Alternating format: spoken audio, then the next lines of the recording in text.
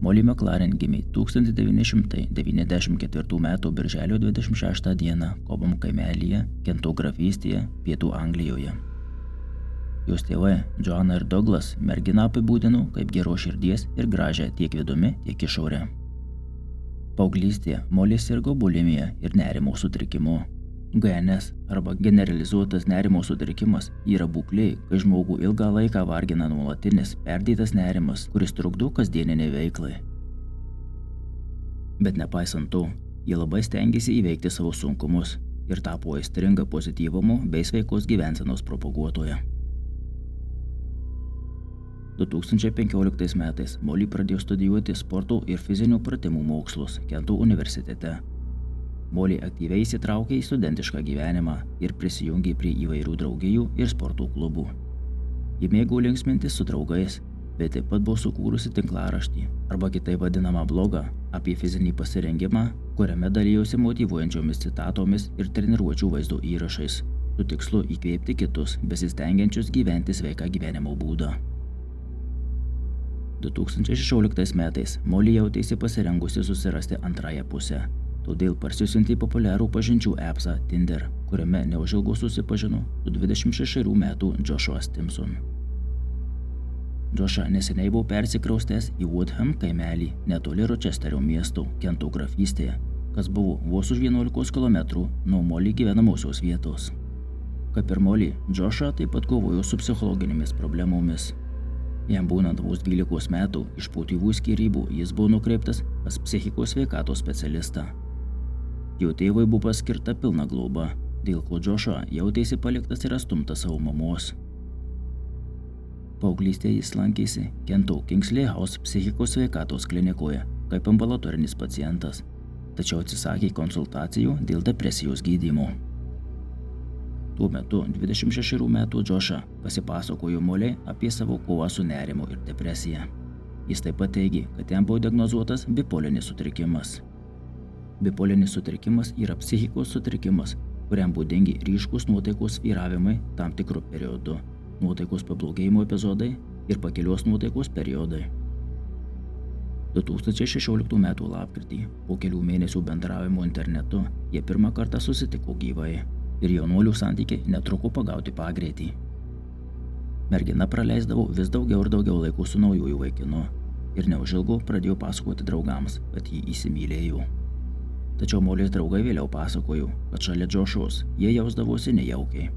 Jis nerodė jokio noro susipažinti su jais ir atrodė, kad ir pats neturėjo ne vieno draugo. Vėliau taip pat paaiškėjo, kad jis melavo apie savo bipolinio sutrikimo diagnozę. Tuo jis naudodavosi siekdamas Mollys dėmesio ir užuojautos. Kai tik Molly susiplanuodavo susitikti su draugais, Joshua staiga pranešdavo apie tariamai užklupusią depresijos bangą, dėl kurios Molly tekdavo viską atšaukti. Kur tik eidavo Molly, Joshua reikalaudavo eiti kartu. Jis taip pat naudodavo Molly praeities problemas dėl savo nuolatinio buvimo šalia, aiškindamas, kad merginai yra reikalinga jo psichologinė parama. Neužilgo jis netgi išėjo iš darbo, kad galėtų daugiau laiko praleisti su ja. Laikui bėgant mergina nebeatlaikė ir vieną dieną jam nusiuntė žinutę, kad nutraukė su juo santykius. Joshua, aišku, gerai to nepriėmė. Jis apipylė ją žinutėmis, maldaudamas dar vienos galimybės, bet po nesiliaujančio spaudimo ir manipuliacijų jis sugebėjo įtikinti merginą, kad visos jų santykių problemos kilo dėl jos kaltės. Jis vėlgi savo manipuliacijomis palaužė Molly ir galiausiai jį jam atleido ir jiedu vėl susitaikė. Kuriam laikui atrodė, kad situacija iš tiesų pagerėjo. Joshua vėl pradėjo dirbti, šįkart langų gamybos įmonėje pagalbiniu vadybininku. Tačiau netrukus viskas vėl pradėjo grįžti į senas vėžes. Molly ir vėl buvo pasiryžusi išsiskirti su Joshua, tačiau savo šeimai pasakė, kad nori suteikti jam paskutinį šansą. Jiedu jau buvo susiplanavę atostogas Tenerifėje ir nors merginos tėvai tam nepritarė, Molly tikėjo, kad ši kelionė galėtų padėti jiems pagaliau išspręsti savo tarpusavio nesutarimus. Tačiau praėjus vos vienai dienai nuo atvykimo į Tenerifę, Molly jau rašinėjo artimiesiems, kad gailisi šio savo sprendimo. Grįžus iš kelionės, Molly prisipažino mamai, kad jos jausmai Joshuai jau išblėso. Ji tiesiog norėjo rasti tinkamą momentą, taikiai ir be pykčių nutraukti jų santykius. O tas tinkamas momentas atėjo 2017 m. birželio 17 d. Molly planavo vakarėlį su draugais Mainston mieste, norėdama atšvęsti savo 23-ąjį gimtadienį. Jiems bešvenčiant klube, Joshai eilinį kartą užplaukė bloga nuotaika ir amžini nepasitenkinimai. Ir tai buvo paskutinis lašas, perpildęs Mollys kantrybės taurę. Ji ten pat jam ir pasakė, kad tarp jų viskas baigta. Tuomet jis atsisuko į Mollys draugus ir visų balsų sušuko, ji su manimi išsiskyrė. Vėliau draugai pasakojo prisimenantys jo pykčio pilną žvilgsnį. Ir tai buvo pirmas kartas, kai jie pamatė šią Joshaus pusę. O Molly su šeima problemos dar tik prasidėjo. Kai jau maldavimai sugrįžti buvo ignoruoti, Joshua tapo agresyvus. Molly jį išblokavo, bet Joshua, norėdamas ją pažeminti, nukreipė savo dėmesį į socialinius tinklus. Jis viešai apšmeižė merginą, kad ji vartoja narkotikus. Jis pradėjo viešinti jų privačių susirašinėjimų screenshotus, užtagindamas Molly šeimos narius, kad šie viską pamatytų. Kadangi Molly jį buvo užblokavusi savo paskyroje, apie šios postus jis sužinojo tik tada, kai jai paskambino pusbrolis, ir mergina, aišku, buvo šokiruota. Birželio 22 d. ji kartu su savo mama atsispausdino visas žinutes ir socialinių tinklų įrašus ir nuvyko į Kento policijos nuovadą. Jų bylą priėmė pareigūnas, kuris Molly su mama vis dar stovint šalia paskambino Joshai įsijungęs telefonų garsiakalbį. Jis perspėjo vyrą, kad šis liautųsi šmeižti Mollę, kitaip jam grės baudžiamoji atsakomybė. Taip pat jam buvo pasakyta ištrinti žeminančius postus. Mollys mama vėliau pasakojo, kaip skambučio metu Joshua vis kartojo, kad aš nieko blogo nepadariau. Bet galiausiai pridūrė, o jeigu jūs manote, kad padariau, tai dar ne pabaiga. Nepaisant visko, policijos ataskaitoje buvo nurodyta, kad jo elgesys nebuvo skaitomas kaip persekiojimas, todėl jo veiksmai nebuvo laikyti nusikaltimu. Kitą dieną pats Joshua atvyko į policijos nuovadą pateikti skundų. Jis teigė, kad Molly esą skleidžia gandus, jog jis turi problemų su policija, o tai kenkia jo reputacijai ir karjerai. Bet vėlgi, policija dar kartą patarė Joshai visiškai nutraukti kontaktą su Molly ir pašalinti visus žeminančius postus apie merginą. Molly šeima išplatino jo nuotraukas kaimynams ir paprašė, kad šie praneštų, jeigu tik pamatytų jį netoliese jų namų. 27 d. Molly sulaukė skambučio iš policijos su gera žinia. Joshua ištrynė visus ją žeminančius postus. Tačiau tuo metu niekas dar nežinojo, kad vos prieš savaitę Joshua vienoje vietinėje ūkinių prekių parduotuvėje nusipirko peilį, o dar kitoje kirtiklį. Abu įrankius jis pasislėpė savo automobilyje. Jis taip pat sugalvojo, kaip apeiti tą problemą, kad Molly jį buvo užblakavusi savo socialiniuose tinkluose. Viena moteris, su kuria Joshua vis dar palaikė kontaktą, iš po jų vieno pasimatymo susipažinus Tinderyje, sutiko pakviesti Mollę į draugus visuose jos socialiniuose tinkluose. Ir visą informaciją, ką mergina postindavo, ji perduodavo Joshuai. 2017 m. birželio 29 d. 10 val. ryto Molly jau buvo sporto salėje Chatham Dockside komplekse. Ten ji lankydavosi kasdien. Mergina filmuodavosi treniruotės savo asmeninių treniruočių kursams. Sporto salė vis dar buvo tuščia tuo metu, kai ji pasitiesė kilimėlį ir pradėjo treniruotę. Po kelių minučių atvyko Joshua. Jis užlipo laiptais, žvilgtelėjo vidun į salę ir lyg sudvejojęs daryti tai ar ne, apsisuko ir pradėjo lipti laiptais žemyn. Tada matomai persigalvojau ir grįžau prie pradinio plano. Jis apsisuko ir atgal užlipo laiptais aukštyn ir nuėjo į salę. Molly tuo metu jau mankštinosi, kai Joshua lyg nieko pasiėmė kilimėlį ir pradėjo daryti mankštos pratimus visą šalia jos.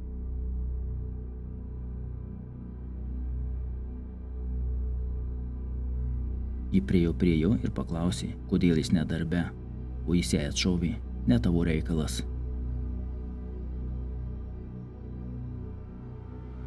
Mergina pradėjo siuntinėti desperatiškas žinutes savo artimiesiems, kad ji pastoviai turi žvalgytis per savo petį.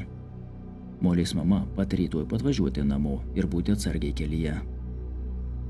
Neužilgo Joshua išėjo iš sporto klubo ir šiek tiek palaukus, kad jis tikrai išvažiuotų, Molly pradėjo ruoštis namo ir pati. Jis susikrovė daiktus į tašę ir nuėjo link savo automobilių. O Joshua iš stovėjimo aikštelės išvažiavęs vis dar nebuvo. Jis tiesiog lėtai važinėjo ratais ir laukė, kol mergina išeis iš sporto klubo. Molly atsisėdo į savo juodą Citroen, net nepastebėdama, kaip Joshua pribėgo prie jos rankoje laikydamas peilį. Vyras lyg apsėstas pradėjo badyti ją į veidą, rankas, pilvą ir nugarą, taip pat perpjovė merginą į gerklę. Vienas iš praeivių dar bandė jėgą ištraukti Joshą iš automobilio, bet šis buvo toks agresyvus ir užplūstas adrenalino, kad vyras tiesiog liko apimtas šoko ir nieko padaryti jam nepavyko. Kai viskas baigėsi, Joshua tiesiog ramiai atsitraukė, stovėjo prie automobilio ir laukė, kol atvyks policija. Pirmam pareigūnai priėjus arčiau, Joshua nusišluostė kraują nuo veido ir pasakė: "Jūs ieškote manęs į automobilį, aš ją nužudžiau." Nepaisant medikų pagalbos, 11 valandų 43 minutės 23 metų Molly McLaren buvo diagnozuota mirusia įvykio vietoje. Ji patyrė daugiau nei 75 durtinės žaizdas. Joshua Stimson teismas prasidėjo 2018 metų sausį. Teisme jis savo kaltės nepripažino, teigdamas, kad dėl asmenybės sutrikimo jam priklauso sumažinta atsakomybė. Pagal Jungtinės karalystės įstatymus, asmenybės sutrikimas gali būti pagrindas tokiai gynybai, tačiau tai turi patvirtinti 2 psichiatrai. Joshuos advokato psichiatras jam diagnozavo sunkų emociškai nestabilios asmenybės sutrikimą. Jis liudėjo, kad Joshua yra nestabilus ir kenčia nuo vaikystės traumų. Po nusikaltimo metu jis buvo nevisiškai psichiškai pajėgus suprasti savo veiksmus. Tuo tarpu kaltinimo advokatų psichiatras nesutiko su šiuo vertinimu. Jis teigė, kad Joshua nerodė jokių psichikos sutrikimo požymių, kurie trukdytų jam suprasti savo veiksmus. Jis apibūdino Joshua kaip nebrandų, pasipūtusį, narcizišką, nerodantį jokios sąžinės graužaties dėl Molly McLaren nužudymo. Jis taip pat planavo nusikaltimą iš anksto. Jis nusipirko peilį ir kirtiklį, bei stebėjo ir sekė merginos veiksmus socialiniuose tinkluose. Jis puikiai suvokė savo veiksmų pasekmes. Po mažiau nei 4 valandų prisiekusiųjų svarstymų, Joshua Stimson buvo pripažintas kaltu dėl Molly McLaren nužudymo. Teisėja reiškė, kad Joshua neturėjo asmenybės sutrikimų. Jis tiesiog negalėjo susitaikyti su tuo faktu, kad Molly jį atstūmė. Tai buvo žiaurus, apskaičiuotas ir bailus poelgis. Tu esi itin pavojingas jaunas vyras ir kelsi didelę grėsmę moterims dar labai ilgą laiką ateityje, sakė teisėja. Teismo metu Molly šeima sužinojo, kad Joshua jau anksčiau buvo persekiojęs ir terorizavęs kitas moteris. 2 iš jų išdrįso pasidalinti savo bauginančiomis patirtimis. 2013 metais Alexandra Dale išėjo į pasimatymą su Joshua iš po pažinties per programėlę Tinder. Po pasimatymo ji mandagiai pasakė, kad tiesiog nejaučia tarp jų ryšio. Ji manė, kad tuo viskas ir baigsis, bet buvo šokiruota, kai Joshua pradėjo ją atakuoti skambučiais ir žinutėmis, grasindamas atskristi pas ją ir paskandinti, nes moteris tuo metu jau buvo išvykusi atostogų. Vėliau jis atsiuntė nuotrauką, kurioje matėsi jos kiemas, nors ji niekada jam nebuvo sakiusi, kur gyvena. Joshua taip pat subadė jos automobilio padangas ir parašė: "Namie tavęs laukia siurprizas." Grįžus iš atostogų, Aleksandra pastebėjo, kad Joshua ją pradėjo sekioti vakarėliuose ir klubuose. Jis ją atvirai persekiojo, fotografavo, siuntinėjo jai nuotraukas ir pravardžiavo kale. Aleksandra 2013 metais 3 kartus kreipėsi į policiją dėl persekiojimų ir priekabiavimų, sakydama, kad bijo dėl savo saugumo, bet policijos atžvilgiu jau elgesys nebuvo laikomas nusikaltimu. Tyrimą vykdęs pareigūnas tiesiog parašė Joshua žinutę, kad šis liautųsi su ją kontaktuoti. Jeigu šis pareiškimas būtų buvęs tinkamai pažymėtas sistemoje, galbūt policija būtų atradusi įrašą, kai Molly pranešė apie savo persekiojimą ir gal mergina nebūtų praradusi savo gyvybės dėl policijos atlaidumo. Antroji moteris, Leanne Hubbard, susipažino su Joshua 2016 metais per vakarėlį. Jiedu susidraugavo ir susitiko dar kelis kartus. Po kelių dienų, kai Leanne lankėsi pas savo močiutę gimtadienio progą, į jos telefoną pasipylė skambučiai ir žinutės. Joshua ją kaltino ją meluojant apie tai, kur ji tuo metu buvo. Leanne tą pačią dieną nutraukė jų santykius. Praėjus kelioms dienoms, moteris pabudo iš miegų ir 2 valandą nakties ji rado Joshua savo namuose. Vyro paaiškinimas buvo absurdiškas. Jis paaiškino, kad jis tiesiog buvo lauke ir jam prireikė pasikrauti telefoną. Iš po šio incidento Joshua į jos namus daugiau negrįžo, bet Leanne jį pastebėdavo visur, kur tik eidavo. Jis visą laiką ją stebėdavo iš tolo. Situacija paaštrėjo, kai vieną vakarą bare Džošą išspjovė savo gėrimą moteriai tiesiai į veidą ir galiausiai buvo priverstinai išvestas lauk.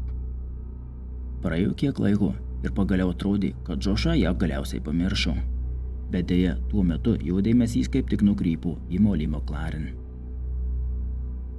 Ir galiausiai Joshua Stimson buvo nuteistas kalėti iki gyvos galvos su minimale 26 metų kalėjimo trukme.